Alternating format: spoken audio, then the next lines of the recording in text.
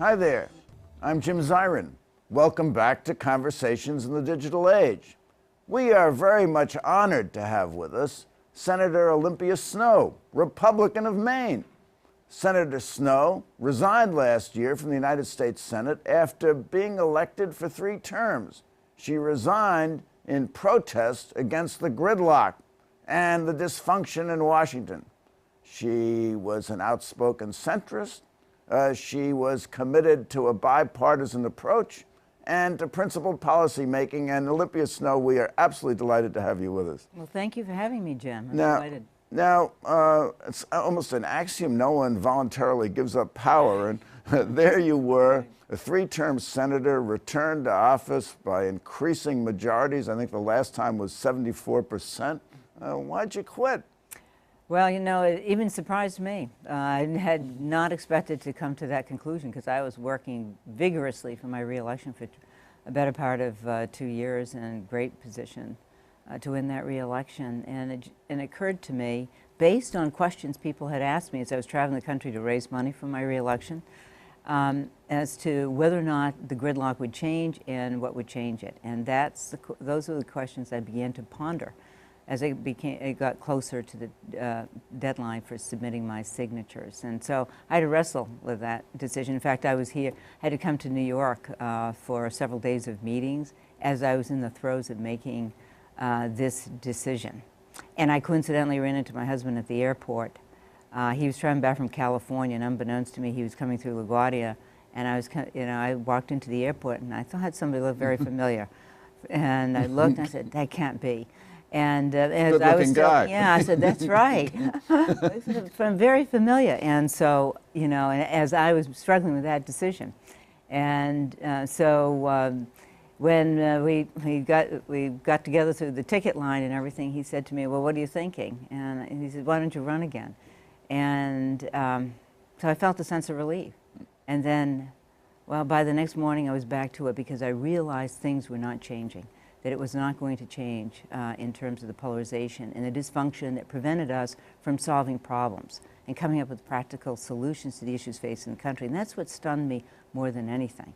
It had become so political, and it wasn't about legislating anymore. Virtually no legislating was being accomplished. Why is it that our government has become so polarized? And it's not just the legislative branch. We have the executive branch taking on the Congress in kind of an ugly way. We have 5-4 partisan decisions in the Supreme Court. And of course, we have the Senate and the House being so polarized. What accounts for that?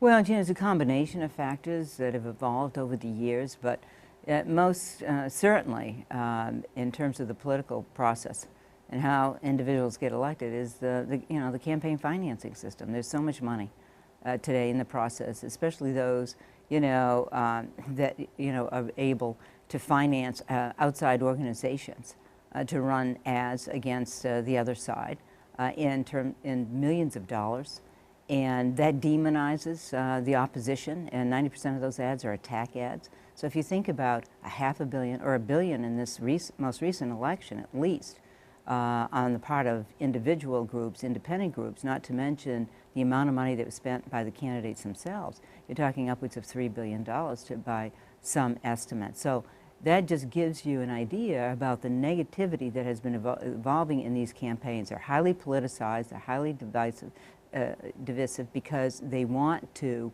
make a point that builds their political base, but it's not about solving the problem.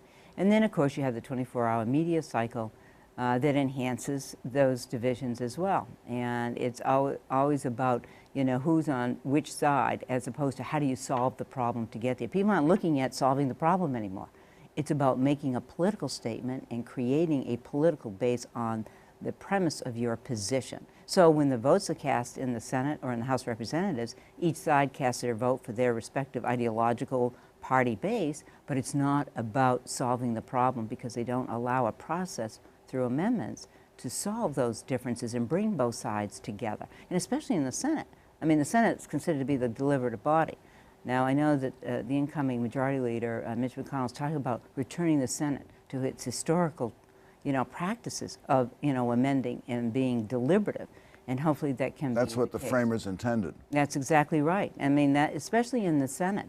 It always was, at least when I, came to the Senate, people said, they looked to the Senate for being the refuge, and at the end of the day on some highly partisan issue because we take, it would take more of your time. You had a process to sort through. You had amendments offered by both sides that became that bridge.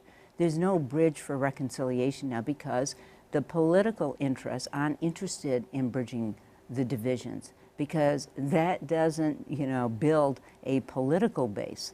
It doesn't enhance their power. And it doesn't enhance their position in the next election. So it's all about the elections and the campaigns and not about legislating anymore. That is the major difference. So are we moving toward a British parliamentary system where senators, congressmen vote the party and vote the way the leader says and are afraid to cross the aisle? You weren't afraid to cross the aisle, and there are probably other senators that weren't afraid either. But for the most part, they vote with their party. Well, they do, and it has, in a sense, has become a parliamentary system.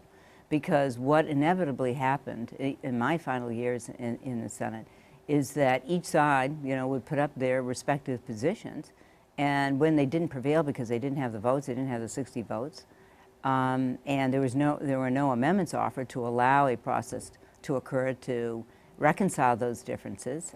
They just took it to the next election because that's what it's all about. It's about scoring points, it's about messaging, not legislating, and appealing to the ideological interests of their political parties, and especially for primaries.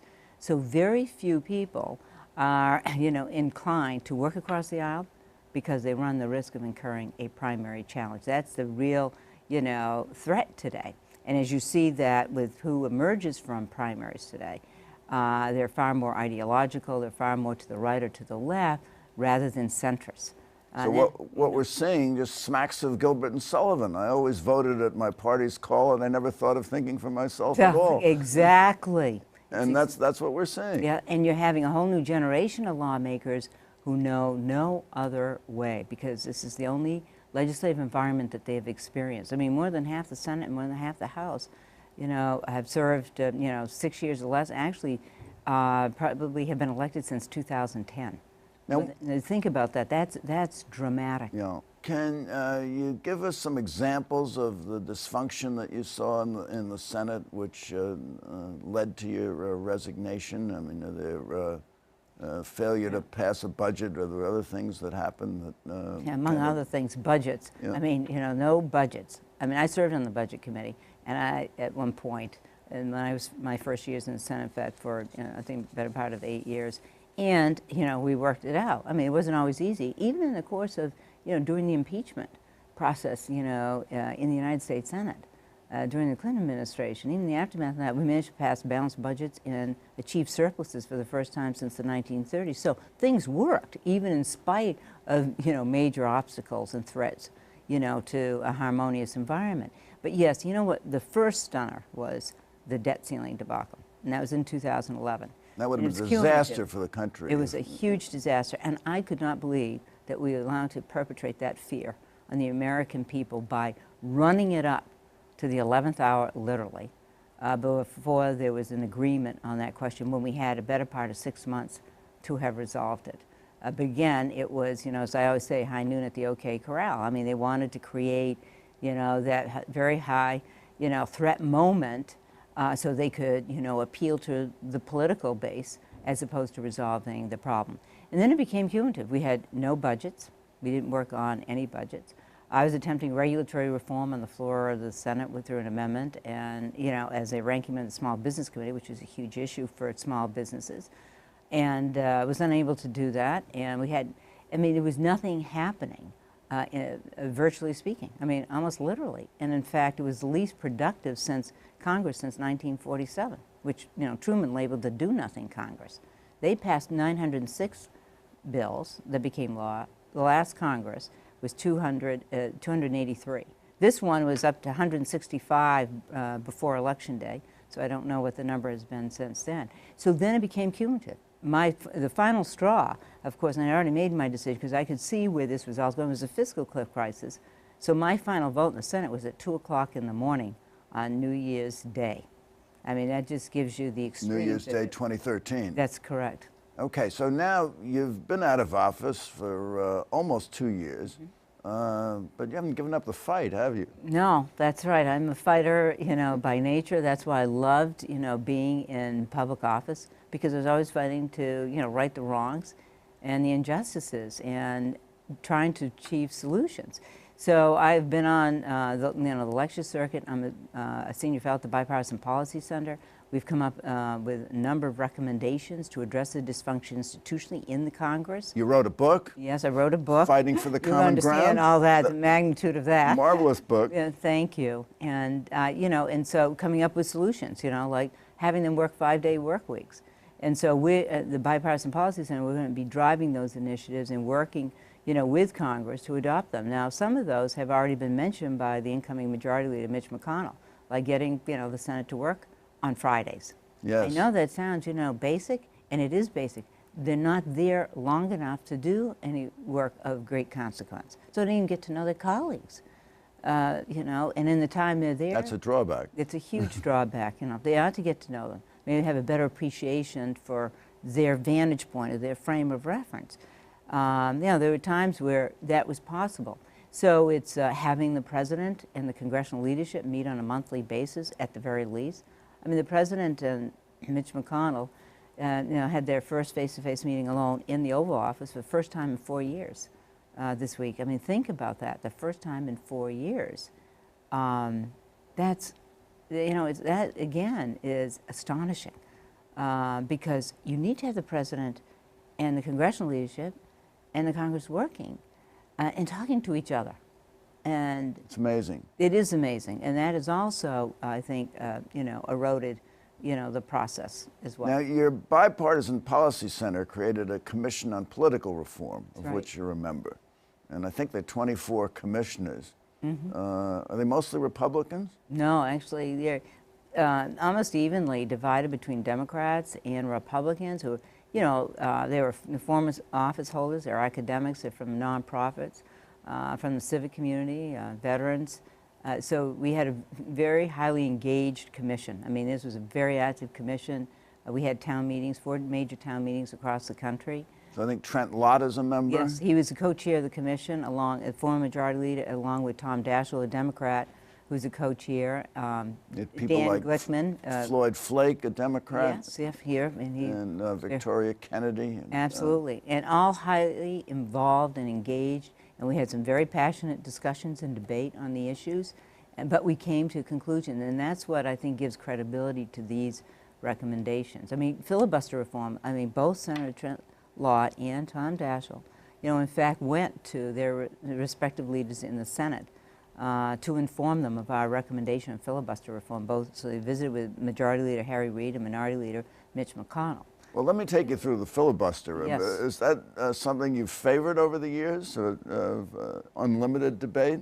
Yes, it's important to the Senate. I mean, that's inherent in the practices of the Senate. The question is the abuse of the filibuster. And on both sides, because one does, you know, each side employs the other's tactics depending which position they're in, the majority, the minority. And they never forget, unfortunately, you know, what the other side did when they were in that position. So hopefully there will be some filibuster reform. For example, on the motion to proceed.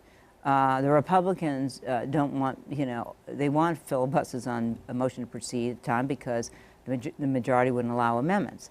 The majority says, well, you know, we're not going to allow amendments because you filibuster everything. So we recommend that there would not be a filibuster on the motion to proceed. There would be 2 hours of debate, but also the assurance and the guarantee of a minimum of 10 amendments to be offered, equally divided between minority and the majority, so that that's a floor, not a ceiling, but it's a confidence building measure. You know, you got to start from somewhere. So let's give, here's some suggestions how you can sort of, you know, start the pathway back, sort of a restorative process, because that's what it's going to take. Well, let me take you back to 2005 when you kind of joined another group of senators to have some reform of the filibuster system, particularly with judicial nominations. Why don't you tell us about that? Well, yes, we were called the Gang of 14. As you'll notice, everybody's called a gang. You're a member of a gang? Oh, yes, there are gangs, yeah. I ended up being a gang of one on healthcare at one point, but that was another story. But everybody's called gangs. I'll leave it to you to decide why. But there's a gang of 14, 7 Democrats and 7 Republicans. Because at that time, there was a threat of using what was described nuclear option, because, you know, it's so extreme in terms of what it would do, which was to rescind the 60-vote requirement on judicial appointments and nominees. And so 14 of us got together and reached a pact, a mutual pact, which basically depended on trusting one another to determine, each of us make a decision on whether a judicial appointment was, you know, so extreme that they would exercise the use of the filibuster. So under extraordinary circumstances. So each of us, you know, had to draw our own conclusions. What would constitute extraordinary circumstances that would prompt us to vote for to filibuster a particular nominee? So you had 2 judicial nominations by George W. Bush. One was Samuel Alito, and the other was the Chief Justice, John Roberts. And because you entered into this arrangement with the Democrats, both of them were confirmed. That's correct. And you voted for confirmation. I did. Now, you were pro-choice. Mm-hmm. You've spoken out in favor of choice many, many times. And certainly the expectation is that if he has the chance, Alito will vote to overrule Roe v. Wade, and Roberts may as well. So how do you reconcile that? Why is this good reform? Because I happen to believe that you should establish, and I did from the outset, certain criteria in which to guide me on nominees. Because otherwise, you know, you just came sort of swinging back and forth based on issues, and it wasn't about issues. It's how they, you know, going to, you know, measure the law and living up to the law and to the Constitution, and you know, in judicial temperament, their qualities, their experience, and I thought that that was the best way in which to approach, you know, in a methodical process in assessing each candidate, as opposed to evaluating based on political beliefs or philosophy. It was more about how they're going to interpret the Constitution, living by words of those Constitution, and also their previous experience in that sense. So it was on that basis. I used certain criteria, and I measured each accordingly, because I thought that that was critically important. Otherwise, you're constantly being, you know, swayed by various issues and positions and assuming. And you can never assume. You never really can presume, you know, where a justice, for the most part, is going to fall down on some of these issues. And I mean, you know, you can't, you know. So. What about their Catholicism? Mm-hmm. Was that a factor in your consideration? No. I mean, we now have 6 Catholics and 3 Jews on the Supreme Court. No. And we have Scalia, who has twice said he wants to overrule Roe v. Wade. And, I know. It's, well, you know. And he's joined by Thomas for sure, and probably Alito, and they're getting very close to the goal. You know, it's all about elections, you know, who are elected in presidential elections. And we all say that, you know, elections have consequences at time. And, you know, one of the options for a president is to fill a vacancy on the Supreme Court. And making those decisions, so it's not surprising from that standpoint. It may be somebody more aligned, you know, with their views. But I always, you know, thought it was important to assess these on various qualities, you know, because ultimately you're going to face that. I mean, you could have other candidates down the road if you start just aligning political views and assessing them on that basis and evaluating them on that basis. Then you're going to look beyond the purpose of the Supreme Court itself, and you can never, you know, you can never tell. Oftentimes, now some are obviously predictable, but again, it is the consequent result of elections. You have presidents, you know, who are going to obviously do some, you know, make appointments that are not surprising. So let's switch the subject from abortion to campaign finance. What do you think of the Citizens United decision, and how do you think that's going to affect the financing of political campaigns? Well, I think it's a serious decision. Just and the same is true on abortion. I mean, they don't minimize or underestimate what can happen in the threat in that regard. And the same is true on campaign financing, which I thought was, a terrible decision on the part of the court. In fact, it negated my provision. It was my provision that was challenged in Citizens United. It was on issue advocacy. It was the Snowe-Jefford provision, part of the McCain-Feingold. Yeah. And it unraveled not only that particular law, but it also unraveled case law and precedent over 100 years, to the point we got the super PACs today, which has unleashed the force of millions and millions of dollars. Now, they disclose, in fact, the Supreme Court did say that the Congress could, take extra measures for disclosure, and I agree with that. And so we should, as we call for in our bipartisan policy reform report, is to have 501c4s, the independent groups, disclose their donors. Because right now, a group, let's say Citizens for Better America, can contribute to a super PAC, and the super PAC only has to say it's Citizens for Better America, making the donation, not who contributes to Citizens for Better America. We need to, shed some light on these donors and who's contributing, who's behind these ads that we're all seeing and hearing, day in and day out, that are conveying these messages. And so I think that's very important, transparency and accountability. And you might say, well, that may not be much, but it is, because there's a lot of resistance, believe me.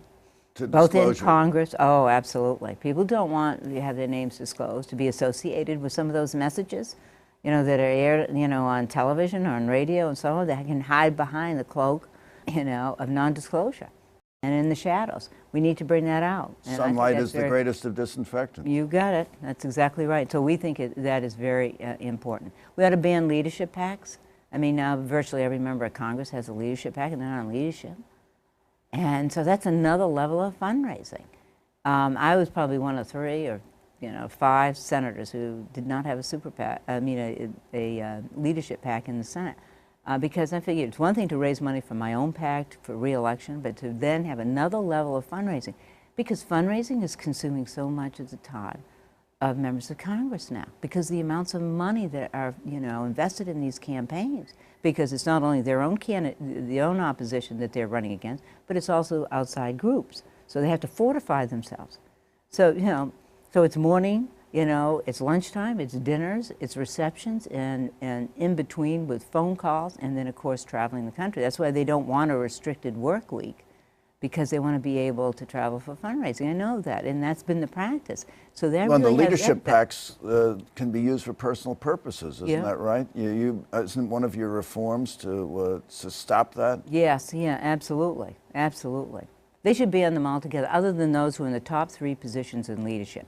That's one thing, but for everybody else, absolutely not. That's one way of getting money out of the system, and having members get back to doing their jobs. Which are the top 3 positions? In leadership, well, it would be the Speaker, the Majority Leader, and the Minority Leader, obviously in the whip on each side. Certainly, the majority of the American people appear to have bought into your program for reform, because they voted out incumbent senators last election, and now we're going to have a Republican Senate. Mm-hmm. What do you think accounted for that? Was it dissatisfaction with the government, with incumbents, or dissatisfaction with the dysfunction? Oh, total dissatisfaction with dysfunction, and imperiling, the ability of Congress to make decisions that are in the best interest of the country. I mean, I travel the country, so I talk to so many people, and they are alarmed by the political paralysis and the gridlock that's overtaken our political system. What's to become of America? Who is thinking about America, and what is good for the whole? And that is the issue. Well, let me ask you about this. There are 20 women now in the Senate, and the assumption that Landrieu isn't returned to office.